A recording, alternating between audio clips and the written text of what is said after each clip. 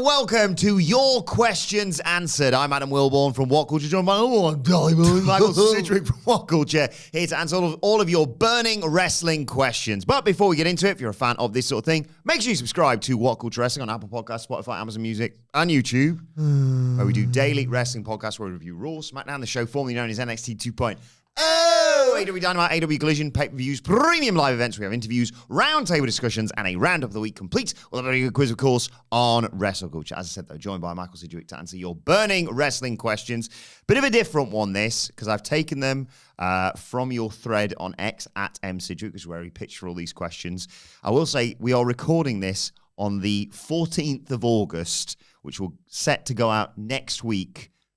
Today, as you're watching and listening to this, courtesy of wAcKy Summer, we have a whole load of content banked, and therefore, if you're thinking, why isn't that my question? Well, it's not Tony Storm enough. It's not timeless enough. That's right. I've tried to find questions that aren't basically like, what's going on with Karrion Kross? Because that could have all changed by the time this goes out. So they're more sort And I don't care. They're all sort of all over the place. But let's dive straight into this. Shout out to Ollie, CFC Ollie. I hope that stands for Chesterfield, although I sincerely doubt it. Ollie asks, who do you see as the next few AEW Women's Champions? On our Dynamite Review podcast that we recorded earlier on today, we were singing the praises of the depth of this women's division in AEW. Indeed, absolutely. I think this is a very good question because it brings into focus an idea, and it's either a good or a bad thing, right? So the two undisputed top stars in the women's division at present, and indeed history, really, are toneless Tony Storm, and Mercedes Moné. They, between them, have literally every positive attribute. Like, Tony Storm is the most entertaining wrestler in the entire world, potentially. Certainly the funniest. Incredible in the ring. Over to a level where she, irrespective of gender, could she be a contender for the AEW Mount Rushmore, like all time? Could be, yeah. You know absolutely. what I mean? You've got Hangman Page is on there, like without an absolute doubt. Moxley is on there. My heart wants to say Kenny, but I believe he's had too much time off. MJF is a contender. That's the thing. This could be a podcast one of these days. Yeah. MJF, this is a detour. MJF has done absolutely incredible things, like stuff that peaks at the absolute height of AEW's artistic peak, like the CM Punk program, the Iron Man match with Danielson, some of his promo work.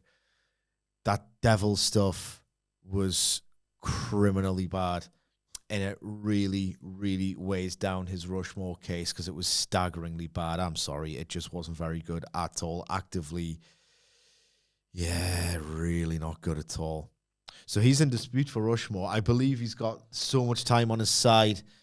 He's coming right back into form, but it's taken him a while, and I think that speaks to how dismal the devil stuff was. I think Swerve might be in contention as well. He's a late contender to be on there, like, ever since he got over. Yeah. And even before then, like, he was involved in one of the best AEW tag team matches ever before he got over as a megastar in AEW. But in terms of the women's division, yeah, Tony's right. Well, not even in terms of the division. That's what I'm saying. She's the leader of the women's division. Indeed, so yeah. Irrespective of gender, Tony Storm is a contender for that spot. For me, I'd love it to be Kenny. One day it'll be MJF. Ospreay hasn't really been there long enough, but he'll get there in contention. Hangman Page, John Moxley, the Young Bucks, and I think that fourth is wide open, and I think it's between Omega, MJF, Swerve, Ospreay. Danielson's AEW run was immaculate, and Tony Storm. Mercedes Moné, meanwhile, has got this incredible star power, match quality, just that general, and I know this word sucks now because too many people have bastardized it, but the aura of being a top star, and certainly in the second half of her AEW career thus far, she's really substantiated it. So who is next? Those are names that are really difficult to displace. They really are. You've got a wrestler many consider to be the best women's wrestler born in the United States versus Toni Storm, who in AEW's world is a bigger star. You could argue. I don't think anyone is as entertaining as Toni Storm, but at the same time, I didn't think Toni Storm would ever entertain me in 2022? Yeah. Early 2023. I thought she'd give us bangers, etc. Really good, stiff, hard-hitting matches, but I never thought she'd be this entertaining. So who knows? She came out of nowhere. We used to take the piss out of Toni Storm's cringeworthy promos, god damn it. And then you look at the rest of the field. Who could truly break through and be worthy of defeating them two for those two now very, very, very prestigious titles, the women's and the TBS respectively? You're left with Aminata, Tekla. Windsor is emerging in that bracket of really hard-hitting, really strong in-ring women. Willow, Statlander. For me, don't hurt me, Sacrilege Corner. Willow Nightingale seems to be certainly the fans' choice. Surely mapping her route to the world title, maybe at next year's All-In show, on this feel-good, long quest chase. So many people want to see that. A lot of people are besotted with Willow Nightingale. She's always going to be over to a certain level, massively over with live crowds, etc. Truly a charming performer. I will say about Willow Nightingale, Sacrilege Corner, sometimes her promos can scan as cringeworthy, and she doesn't have that undeniable quality of look at Kyle Fletcher over the last 12 months. Better. He gets a new vein and that physique. He gets a new muscle every single week. He's a monster. Week on week on week. Undeniable. Better than the last. Better than the last. Better than the last. Willow's stuff peaks really highly. But there are certain times in the ring where I'm just thinking, it seems like she sometimes has a routine that's over. I'm not saying she doesn't work hard or anything like that, but I am saying that, I don't know, she's the best choice. But to dislodge those two names from the top, I think she could do a bit more. And I don't know, I think she can sometimes be a bit comfortable with the idea of being the charming, deliberately awkward, dorky demeanor. Do you know what I mean? When she does her promos, it's well, I'm the Grapazoid of Trapezoid. She plays with the idea that she's awkward, and maybe she is, I think it's not necessarily main event level, and when she tries to cut a more serious promo, I see through it a little bit.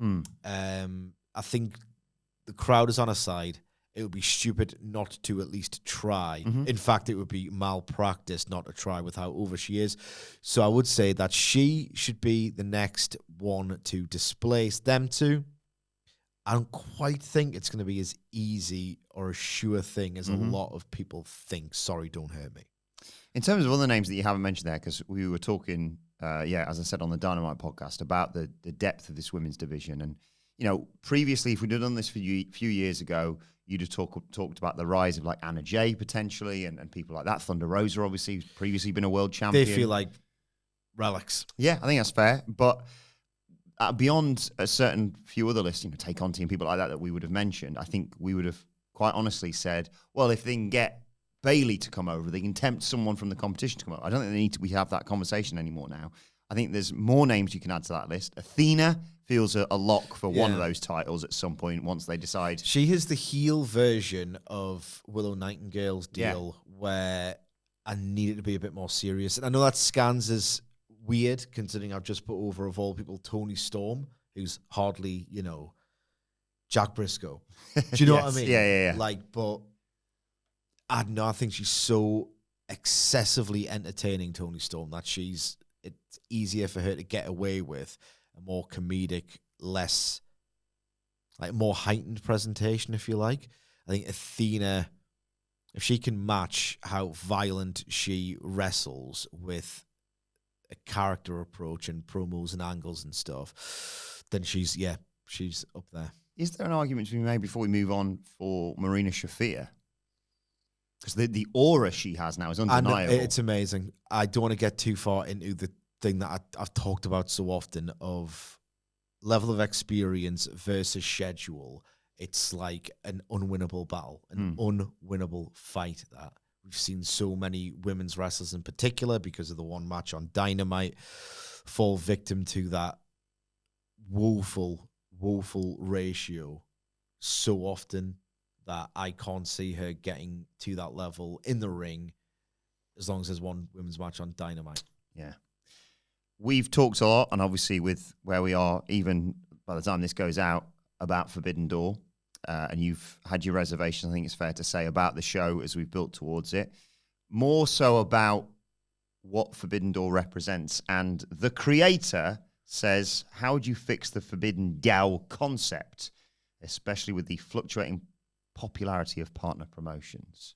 I mean, the only thing... It's nothing compared to what they used to have in terms of AEW versus whoever on this card, is there? No, not at all. You can only fix Forbidden Door as an event once you truly fix New Japan Pro Wrestling. Like, it was sort of nice and a little bit bittersweet watching Hiromu Takahashi come out and challenge and wrestle that 8-man and be the contender for Cal Fletcher's TNT title, because I remember those cards, the fantasy cards, when in early 2021, Kenta wrestled Mox on Dynamite, and it was apparent, something's happening here. And then he got Nagata and the sense of, oh, Christ, things are going to happen. And then New Japan was mired in the pandemic for far longer than AEW. So it just felt like a big ask to get them all, or the roster over for a show like that in 2021. Honestly, we were thrust into lockdown and threatened with lockdown so often that I've forgotten if it was even plausible, but there must have been a reason why they didn't run it in 2021. I remember when there were first rumblings of the feud is over, the conflict has been resolved, because remember, AEW and New Japan were not on good terms for the first 18 months or 2 years of AEW's existence. But when it first became viable as a concept, those fantasy booking cards were like, great. Okada was still there. Naito could still just about go. Shingo was in like best in the world wrestler form. Takahashi was still, considered one of the best wrestlers in the world, or just on that tier below. Ospreay was the best wrestler in the world, like performing in front of claps. The cards people were putting together were mouth-watering, dream factory things. Now it's dead. New Japan's dead. They can't create stars. It's not necessarily Tony Khan's problem or fault at all. He signed Ospreay and he signed Okada, but like, Tony Khan has control of all of wrestling. Tony Khan does not have control over the Japanese yen or the New Japan Pro Wrestling booking office. What do you want him to do? Like, if anything, it's better to go to, if you're a New Japan fan, in my opinion, it's better for an Okada or an Ospreay to jump ship to AEW, because then you at least get the sense that you'll see them at Forbidden Door. They'll have New Japan interactions still. They'll be able to wrestle like their old selves in AEW more than they would in WWE. It's such a long way of saying it's pretty knackered until New Japan gets its act together, and like, they need a new booker. If nothing else, right, even if this new booker, and they'd have a bloody job on their hands, couldn't replicate what Gedo did in the 2010s, and I would say that's all but impossible, because it was just one of the best runs a booker's ever gone on. If nothing else, if it was communicated, there's been a change and someone's got a new philosophy on how to present professional wrestling, and the announcement was made, I would watch the first show. I would watch the first show to see, all right, okay, well, what are these new ideas? Like, they need, if nothing else, that jolt. Yeah. That injection of, like, they need that sense of, they need the eyeballs, they need that hope, that novelty almost. I'm not saying you do it for a stunt just to try and get a certain group of, lapsed Western fans to watch one show. But it's not as if their domestic business is doing particularly well. It's not as if everything we know about the cycle of bookers and the cycles of pro wrestling that, oh, it's fine, you'll get it right eventually. I mean, it goes very well and then it goes bad. That's just how it works. Tony Khan's broken it up to a degree. He's not as good as he was in 2021, and I fail to believe that we're back. So it's not unthinkable that a booker can, get back into form. Vince did it, loath as I am to put him over these days. He's had runs and that lulls and runs, or run, lull, run, lull. I don't like his booking style, but Levesque has proved himself capable of booking for the hardcore fan and for the casual fan, and doing two quite different products for different audiences, both of which were acclaimed and loved by the respective audiences. So it can be done, but I think Edo's finished. And until he isn't and he is replaced, Forbidden Door is going to fail. It's sort of morphed now into we'll select some people from over here, whether it be New Japan or Stardom or whatever, and then because I was convinced a few weeks back that Mystico might be on the card for an MJF match or whatever. CMLL doesn't have the same cachet as 2010's New Japan did. At this point, it was originally promoted with that sort of modern marketing of AEW X New Japan. Because it can't go any other way, it's now AEW supported by New Japan and CMLL. Look, they need buy rates. It's a business. They need it for the pay-per-view. I understand why people are down on the idea of it being an AEW-centric show, because there are probably people out there, and you can like what you like, I don't really give a toss at this point, who are still fighting for that New Japan product, who want to see the stars like, your Yota Tsujis as an example of New Japan, who they think, well, give them the shots to work AEW talent in major matches. That can only help their development.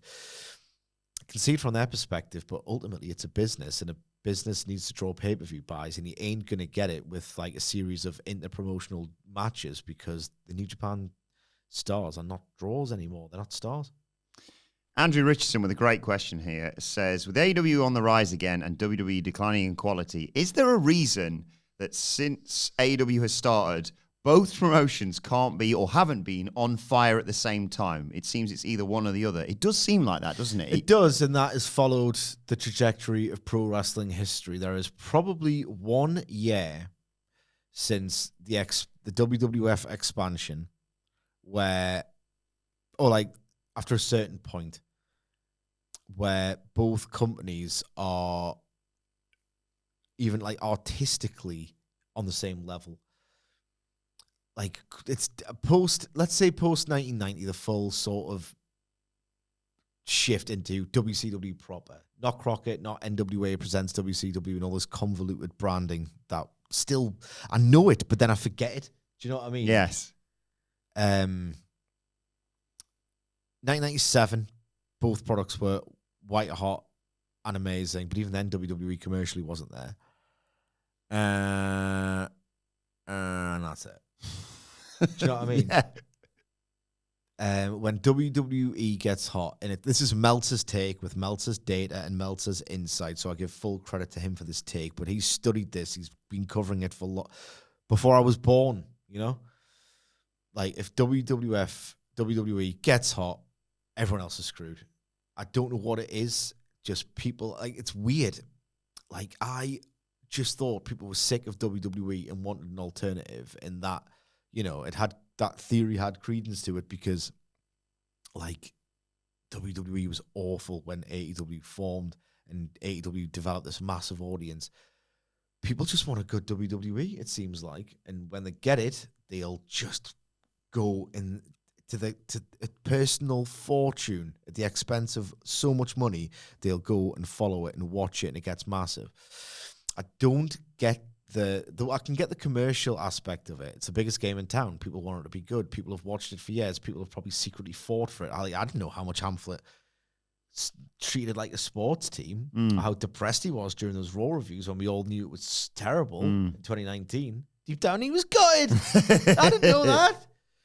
I don't get the artistic thing at all. I don't. The closest we've been, say like 2022? I was trying to go through the years as you were talking there about like, not who won each year, because we're not getting into that, but like if you go backwards or you go forwards actually from the start of 2019, I think it's pretty close, but I'm going to give the edge to AEW in 2019. Just slightly better than what WWE's putting out there. 2020, again, it's on a knife edge. It's on a knife edge. But again, I'm going to give it to AEW 2021 again. And then I was basically trying to, you know what my metric was when did Cody join WWE again? Yeah. Because that was the point where I was like, and even then, some of WrestleMania 38 is a bit like, ooh. Here's something you can attribute it to. Just a little theory I'm developing in my head right now. People in wrestling are almost invariably thin-skinned, paranoid lunatics, desperate for validation and approval, and will do mental things because they are mental when they feel like their beloved star power or acclaim gets threatened. If you follow it right, Vince was on his own bubble. He didn't give a toss. But look at like the Levesque versus Khan sort of feud, conflict, whatever. In 2022, Levesque takes over, instantly gets like the most. He gets a bit of a tap in terms of the low bar that he has to clear to make a coherent product, you know? Tony Khan can't really deal with it. That's my thing. Being popular and acclaimed with the fans. That's my thing. Mm-hmm. You could argue that Levesque takes that crown. People flock to WWE. Oh, WWE makes sense and has got stars again. Oh, I'll watch that. Tony Khan can't deal with it. Gets increasingly desperate. His communication and messaging, especially on Twitter, was getting really sad at one point. And then he makes a disastrous series of decisions like the CM Punk Wembley footage right after WrestleMania 40 when he knows, God, it's going to take me ages to get hot again and to feel like as feel good as this competition. And then he gets Cope to open Dynamite, and then he gets like, oh, I need to restore the feeling. Let's make the promotion narratively about that, and it's off-putting. So when WWE gets hot, the competition can't really handle it. Now, the inverse of that is happening where AEW starts, gradually people are thinking, are we getting back? Changes have been made. We're going to smaller, nice, intimate venues. The booking's starting to make a bit more sense. This Hammond Swerve stuff is really great. And then Triple H starts to lose his head at the idea of AEW being back and is now more concerned with scheduling pay-per-view events to counter-program on the day AEW pay-per-view events instead of thinking of ways to finish his matches that don't end in a goddamn disqualification. I think maybe the short answer could well be wrestlers and people in the industry are thin-skinned, desperate for validation, and when they perceive something to be better than their thing, they get vindictive, petty, paranoid, spiteful, knee-jerk, needy, whatever you like. And that mentality will always inform a desperate, grabby product. There's a question in relation to this that I wanted to ask, just because the way that Kit Kat, thank you, Kat, who sent us this, has worded it. With the reported ratings bump for Dynamite after SummerSlam, do you think that the continuing enchudification of WWE represents an opportunity for expansion for AEW in an increasingly polarized media ecosystem? Very, very good question. And again, this is Dave's findings. I'm not a big data guy. Leave that to the Panda Blairs and the Who 11s of this world. But Dave Meltzer did report that 2018 was an era of like year-on-year decline in terms of popularity, ratings, what have you. So it was hard to really determine the effect, but he noticed, like, beyond the actual ongoing trends, a sharp dip around Crown Jewel 2018. And the Saudi relationship and WWE generally just being so outwardly and unashamedly disgusting with their promotional tactics. Maybe there are people who get seriously turned off. I mean, I don't know why you need to be reminded of this personally.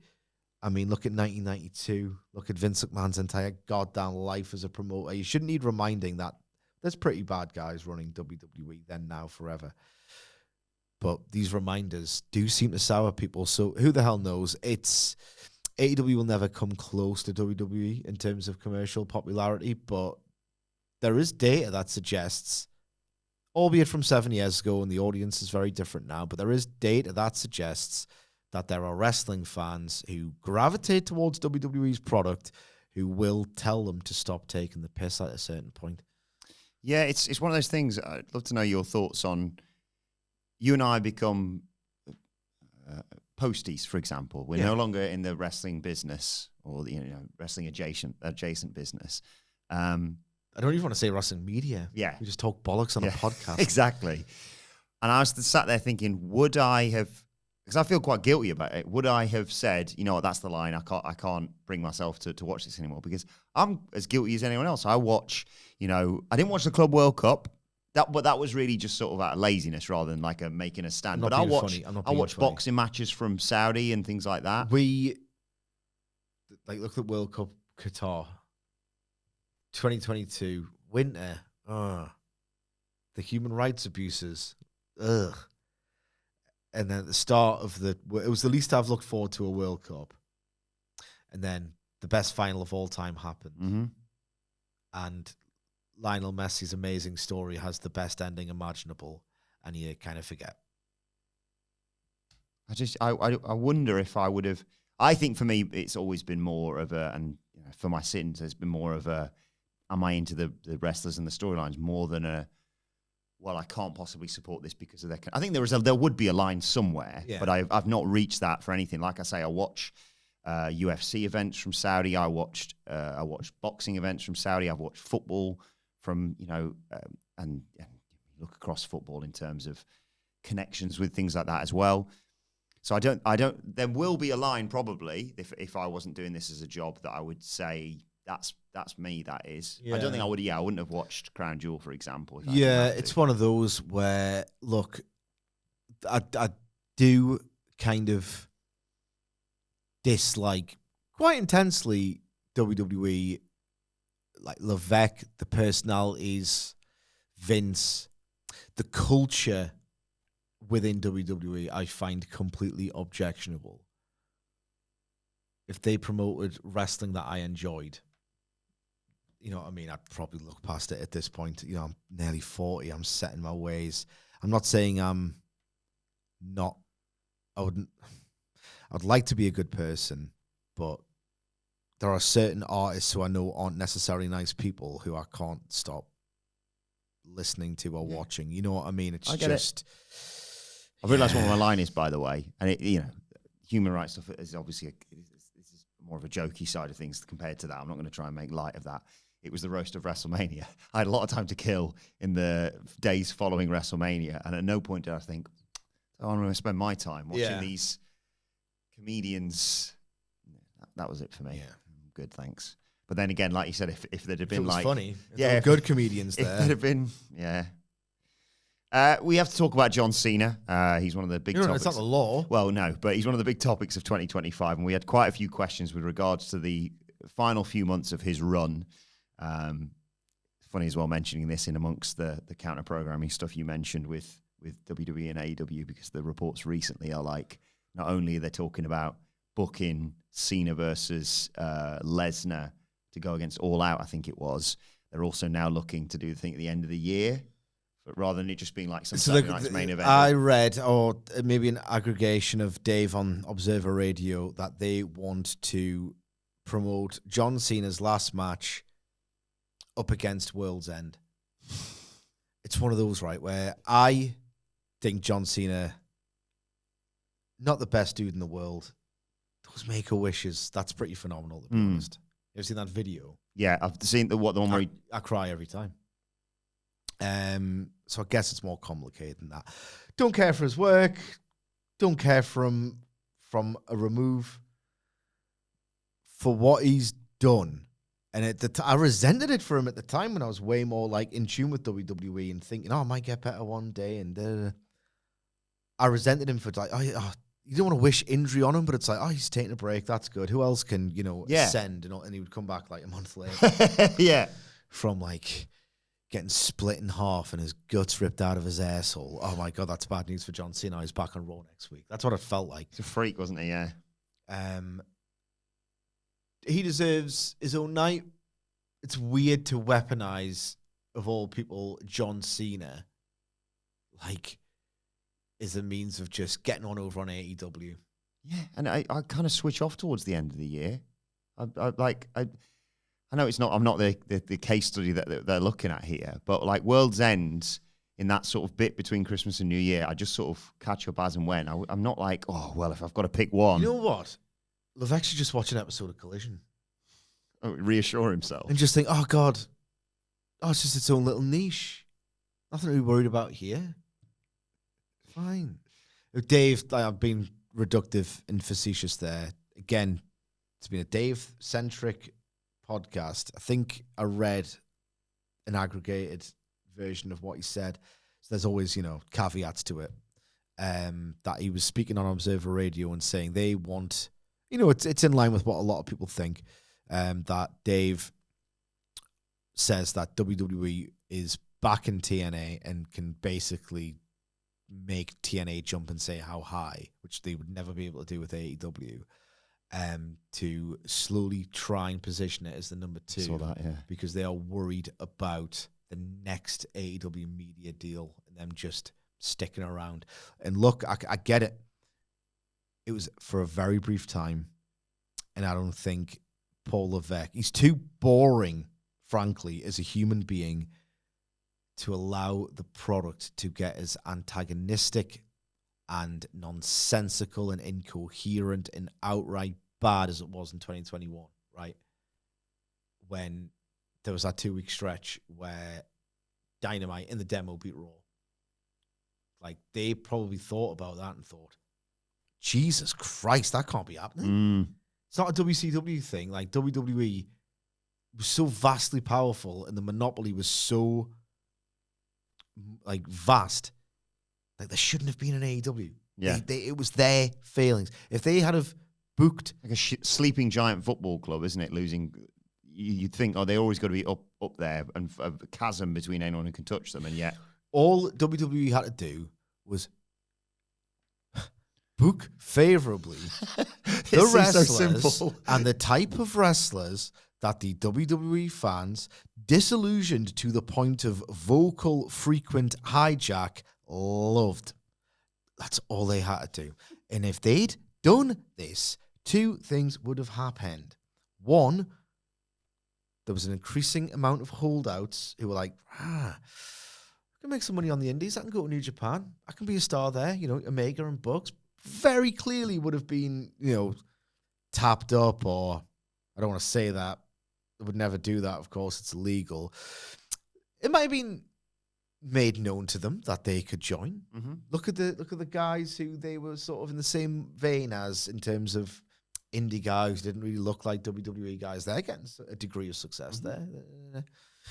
All they had to do was not call the audience stupid marks all the time and not bury the favorites with a smile on their face. There should not, I'm telling you now, there should not be an AEW. The fact that there was an AEW is a miracle in the first place. Mm-hmm. Combine it with the TV stigma attached to pro wrestling to this day. All they had to do was not call them stupid marks all the time, not think they were stupid for enjoying the likes of Daniel Bryan and CM Punk. Realize there's a shift here.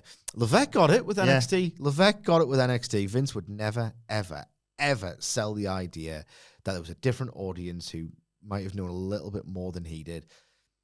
And the fact that not only was there an AEW, but its flagship show beat Raw in the 18-49 demo. I'll speak to you about this after. Something just popped in my head that I can't say. It's way too conspiratorial. Like that can't happen again. That cannot happen again. So I understand where they're coming from, but what was the question? We didn't actually get to it. I was going to ask you just regarding John Cena's final run. After they cannot be using John Cena. I mean, they are. It's just so weird that they're weaponizing Cena for this particular war. Yeah. It's odd. It's crazy. You can't just have a little celebration in December of, December 10th or whatever. And it's just weird that of all people are using Cena for this now. It's crazy. It's not going to help them in the long run. AEW is going to exist in this state for as long as Tony Khan wants it to. It will. It will. This sort of stuff will put people off. They're already pissing their talent off with these games or like similar games. Who do I think John Cena should lose to? Yeah, who should he face? Sorry, I should give this mention to the people who actually asked the questions. Del and Rahul asked sort of similar questions. Final few months of his run, how do you see it panning out? Should they do sort of a multi-man tournament to sort of decide who his final opponent is? And should he go over in his last match? I'll just hit you with all of them. Here's the thing. The rub never works.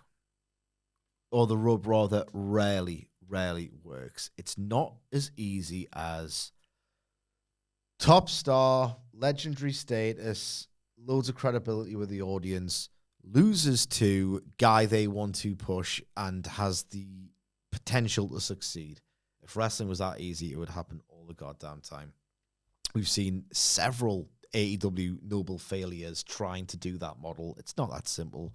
It's a case of who gets over and when. And sometimes it's just a series of events, a confluence of events that no one would ever predict, really. Like, did anyone think Dominic Mysterio would get over like this? Yeah, good point. Knee chance. I mean, to his credit, Levesque kind of did. Nobody else did. I'm praising him a lot. I don't feel good about it. For me, I half entertained the idea of Dom himself, but knowing what I know about WWE, how it scripts things, it would just be the Jericho vengeance thing, wouldn't it? Of like, I'll retire John Cena. I beat The Rock and Steve Austin on the same night. Baron Corbin retired. Yeah. For me, it would be the best match. The best match. I don't know what that is. I think Cena should win, by the way, in his last match. I think Cena wins LOL as his final match is quite a nice. Yeah. And no one's going to, unless he, I'm not going to say unless he beats Cody, but that's already happened. Unless he beats, I don't know, Sami Zayn or someone. Yeah. Which is not going to happen. The ultimate rub of all rubs happened and it almost got ruined by Triple H. You'd think, oh my God, Lesnar broke the streak. He's the ultimate mega heel. Oh, no, sorry, I've got my history wrong. They had to do that after Triple H did it. So I guess that rub worked. Certainly, I never expected Brock Lesnar to lose ever again, so winning a massive match did cast him as a winner. I don't know. Hamflet's probably the better person to ask this question to. I do actually quite like the Logan Paul match, by the way, as a pick. I don't hate it. It's proper heat. Or what passes for it in 2025. I think maybe there's scope for some fun tag match. I enjoy, him and Cody tagging or whatever it might be. So there's something there. He doesn't really need. There's no match type that I'm like, I'd still love to see John Cena in this. We kind of see him in everything. I was gonna mention earlier on in the year when I was booking him to like go close in the Rumble and the Chamber, and I was gonna have him in another Money in the Bank match, but obviously he's already won that. Yeah. So you don't need to do anything like that.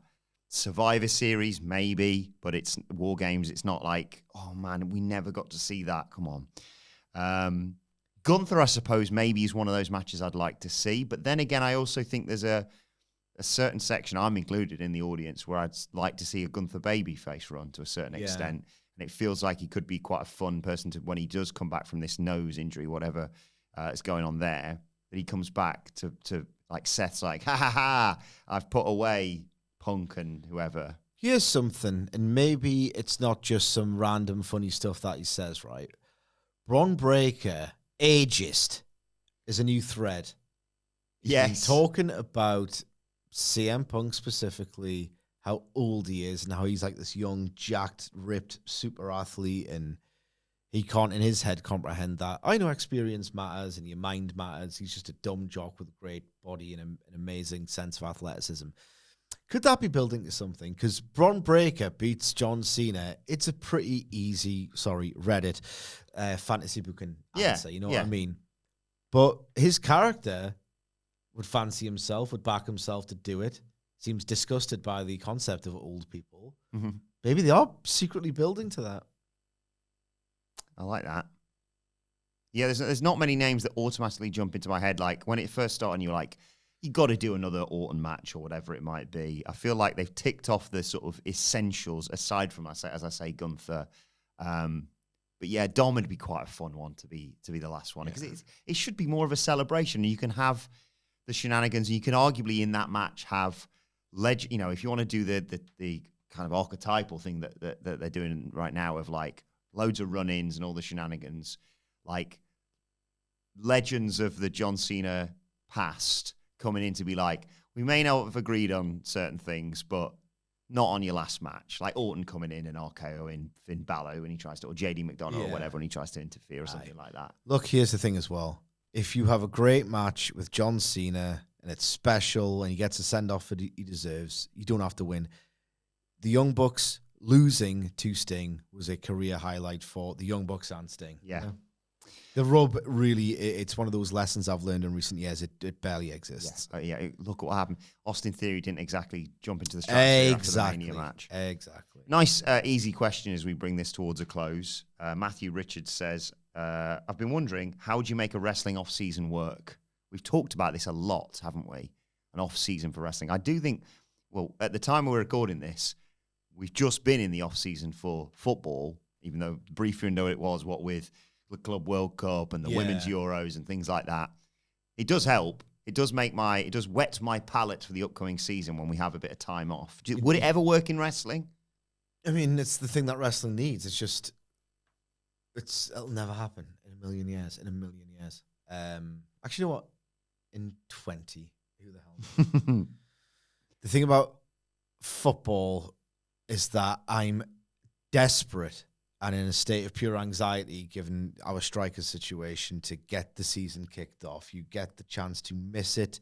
You get the chance to essentially fantasy book in terms of, if we get that striker in and he can play off our new right winger, what a combination that could be. It allows you to dream. And if wrestling had an off season, which for selfish reasons, I would have between September and December. So I've already missed my football, but I get my football back. Mm-hmm. Really, my emotional attachment is with football between September and the beginning of December, for example. Both types of football as well for our American viewers and listeners, because that's peak NFL time. Well, not peak, but yeah. And by December, I don't want to say the drama's gone or the hope and the excitement's gone, but to a degree, at certain points by December, the champions are all but certain. In a lot of seasons by December, you have a very, very good idea of who's winning that title. A proper two-horse title race is really quite rare, especially in modern times. You know who's going to go down, usually. And you still got, derbies to look forward to, big games between big teams that might change the complexion. But by December, you're used to it. You're adjusted to it. But in terms of pro wrestling, without even considering Sidge and his, football fandom, September to December is not a bad time. It really isn't a bad time, because then you can, if it's WWE specifically, right, we're back and we're on the road to the Royal Rumble. That would be great. You could arguably have, it's never going to work because you'd have to have an agreement between, when there's only two wrestling companies, as we've always pointed out. But you could arguably have, if some magical world where everyone can sit around a table and be nice to each other, it's never going to happen. WWE, like you say, takes September to December off. Like you say, launches January, build to Royal Rumble, to Road to WrestleMania. That's arguably when you could have AEW's off season, because there's there's no point countering that, but there is, it's never going to happen. But here's a simple reason why it's not going to happen, at least until maybe AEW goes from strength to strength, and WWE, get such great numbers across Netflix in USA that things might change, and like wrestling brokers the power as opposed to the power the TV industry and the streaming industry now wields over pro wrestling. I'm saying this from the perspective, new character, of a TV executive. This is what they think, and I'm going to say it. Wrestling fans are dumb. They are statistically unintelligent and poorer than viewers of other prestige dramas and sitcoms, etc. I believe pro wrestling fans to be very, very stupid and poor. Therefore, I don't believe our fancy advertisers with their expensive products will want to pump their money into the time slots on pro wrestling TV shows. Give me a good reason then why I should pay you a sizable media rights fee. Okay? We don't take time off on literally every other TV show except the news does. That's quite good. So what you're saying is less money likely to come in from advertisers, but more weeks with which, every week with which to try and earn it. Right. Reluctantly, you moron, booker, chairman, whatever, promoter, I am sold. That's basically how it works. 3 final questions, but we're going to speed run them to conclude this. I'll try. There is a fun one in the middle that will not take any time at all. Mr. Jeans says, who wins the C2 this year?